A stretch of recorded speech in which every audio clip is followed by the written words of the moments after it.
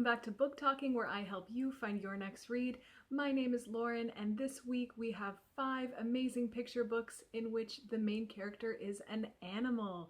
So for parents and caregivers of young children who like frogs, elephants, and much more, these picks are for you, and they also all make great read-aloud stories for shared reading time.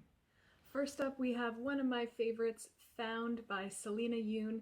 This is a really sweet story about a bear who finds a lost toy bunny in the forest, and he makes some lost posters to put up around so he can find its owner. There are simple, bright illustrations, as you can see, which are nice and eye-catching. Selena Yoon also wrote the Penguin series, so you can check out Penguin on Vacation and Penguin and Pinecone. For a cute story about passing on toys for others to enjoy, this is Found. Next up is Paco and the Drum by Canadian author Matthew Forsythe. So Paco is a frog, and she lives a quiet life in a mushroom with her mother and father, and her parents give her a drum, but her father thinks it's too noisy, so he encourages her to take it outside.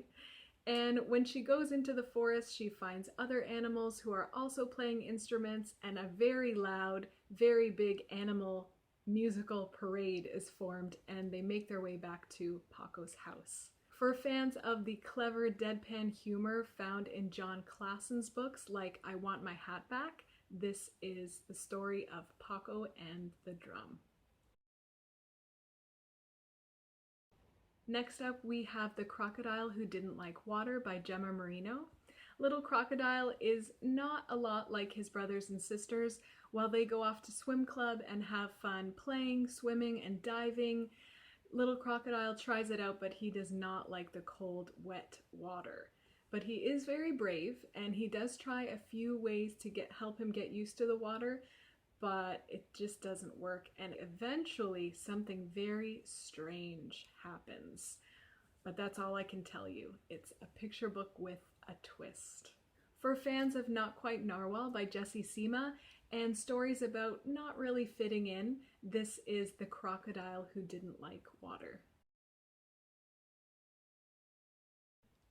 Next up, we have The Moonkeeper, Words and Pictures by Zosienka. Emil is a polar bear, and he has just been given a very important job. He's the new moonkeeper. So he works all night, and he uses his tools to clear away anything that might be blocking the light of the moon. But then Emil notices that the moon is starting to disappear. He offers the moon some food in case it's hungry, and he tries telling it a joke in case it's sad, but it keeps getting smaller. Emil doesn't know what to do, but he meets a new friend, the big green bird. Can the bird help him figure out what's happening to the moon? This is a really nice and mellow story, and it would be great for teaching little kids about the phases of the moon as well. For fans of stories about characters that are full of curiosity and wonder, like Kevin Henkey's Little White Rabbit, this is The Moonkeeper. Last but definitely not least this week, we have Hooray for Hat, Words and Pictures by Brian Wan. This is a super fun story about hats and friendship. So Elephant wakes up one day and he's in a really grumpy mood, and he doesn't want to be bothered, but someone rings his doorbell and leaves a present on his doorstep, a beautiful, elaborate hat. And this makes Elephant feel a lot better, and he wants to show his new hat to his friend Zebra. But when he arrives at Zebra's house, Zebra is also in a grumpy mood. So he takes a piece of his hat and he gives it to Zebra. And Zebra's mood is lifted. And the story continues as the animals go along to their friend's house and help them feel better throughout the day. A fun activity you can do while you're reading this book is to try and spot which piece of Elephant's hat has been given away. And another bonus is readers get to shout "Hooray for Hat" every couple of pages along with the animals.